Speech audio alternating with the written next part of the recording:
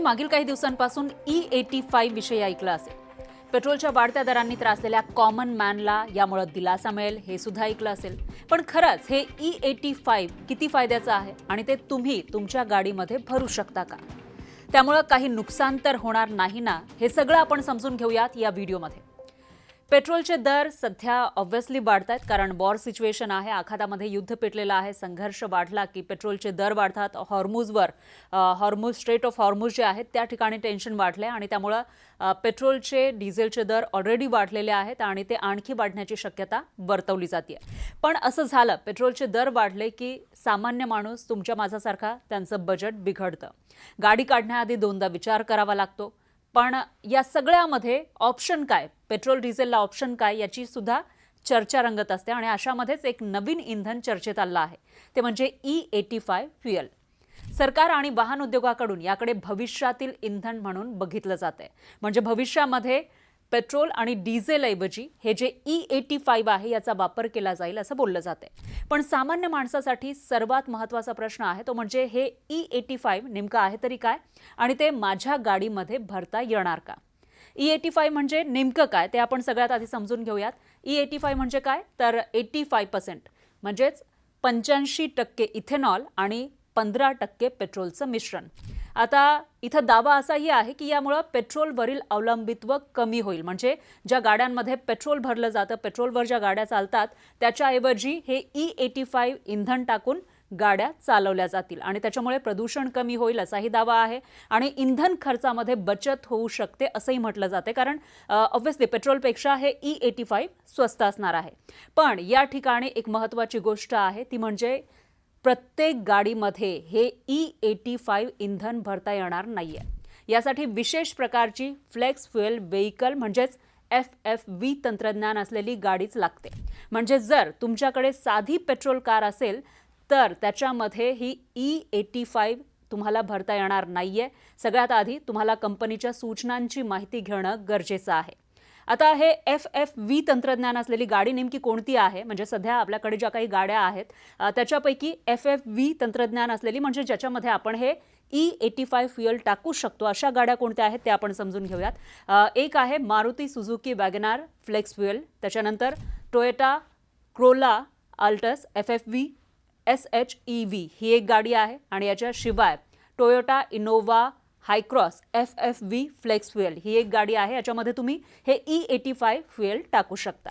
यामध्ये काही दुचाकी म्हणजेच बाईक सुद्धा आहे ज्याच्यामध्ये तुम्ही हे E85 फ्युएल टाकून चालवू शकता. यात पहिल्या नंबरवर आहे Hero Splendor Plus flex fuel. याच्यामध्ये E85 पर्यंत म्हणजे 85% इथेनॉल असलेलं जे इंधन आहे ते तुम्ही वापरू शकणारी ही गाडी आहे. त्याच्यानंतर दुसरी नंबर आहे Hero HF Deluxe flex fuel. याच्यामध्ये सुद्धा तुम्ही E85 वापरू शकता. ही गाडी E85शी सुसंगत आहे. त्याच्यानंतर तिसरी आहे ती Suzuki Gixxer SF250 FFV flex fuel. याच्यामध्ये सुद्धा तुम्ही E85 वापरू शकता, म्हणजे हे इंधन वापरू शकता. आता कोणत्या गाड्यांमध्ये हे इंधन टाकू नये, ते नुकसानकारक ठरू शकतं तेही आपण बघून घेऊयात.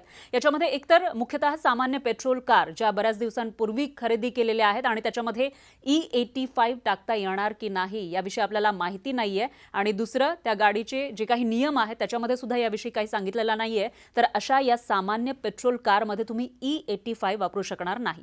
त्याच्यानंतर जुन्या BS4 किंवा BS6 पेट्रोल कार त्याच्यामध्ये सुद्धा E85 वापरता येणार नाही जोपर्यंत कंपनीनं E85 मान्यता दिलेली नसेल.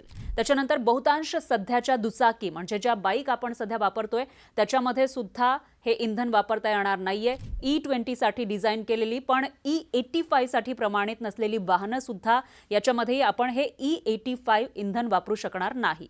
आता भारतामधली परिस्थिती नेमकी काय आहे, कारण हे आपण बघितलं की कोणत्या गाडीमध्ये आपण वापरू शकतो आणि कोणत्या गाडीमध्ये हे चालत नाही, नुकसानकारक ठरू शकतं.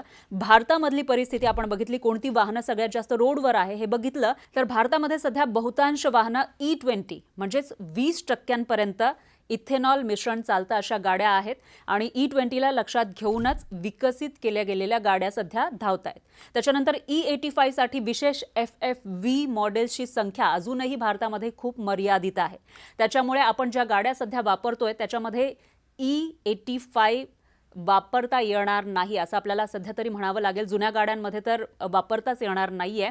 आणि सामान्य माणसासाठी याच्यामध्ये एक महत्त्वाची गोष्ट आहे ती म्हणजे पेट्रोल पंपावर E85 दिसलं म्हणून ते थेट आपल्या गाडीमध्ये भरू नका, कारण तुमची गाडी त्याच्यासाठी सुसंगत आहे की नाही हा सगळ्यात मोठा प्रश्न आहे. गाडीच्या मॅन्युअलमध्ये किंवा कंपनीच्या अधिकृत माहितीमध्ये E85 FFV सुसंगतता स्पष्टपणे नमूद असणं आवश्यक आहे, तेव्हाच तुम्ही तुमच्या गाडीमध्ये हे E85 इंधन टाकू शकता.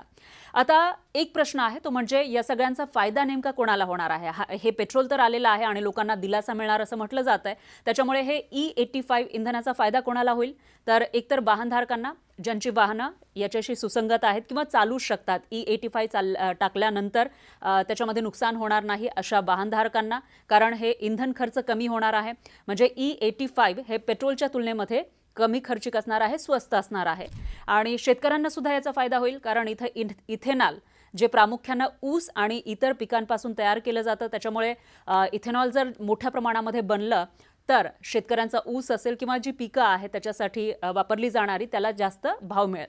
आणि फायदा देशाला सुद्धा याच्यामध्ये होईल, कारण परदेशामधून तेल आयात करण्याचा जो खर्च आहे तो कमी होऊ शकतो. म्हणजेच E85 हे फक्त नवीन इंधन नाहीये, तर पेट्रोलच्या वाढत्या खर्चातून दिलासा देणारा एक पर्याय ठरू शकतो. पण तुमची गाडी त्याच्यासाठी तयार आहे का हा प्रश्न मात्र प्रत्येक वाहनधारकांना स्वतःला विचारायला हवा. लक्षात ठेवा, हे जे E85 आहे हे प्रत्येक गाडीसाठी नाहीये, तर फक्त फ्लेक्स फ्युएल व्हेइकल असलेल्या गाड्यांसाठीच हे इंधन सुरक्षित आणि योग्य आहे.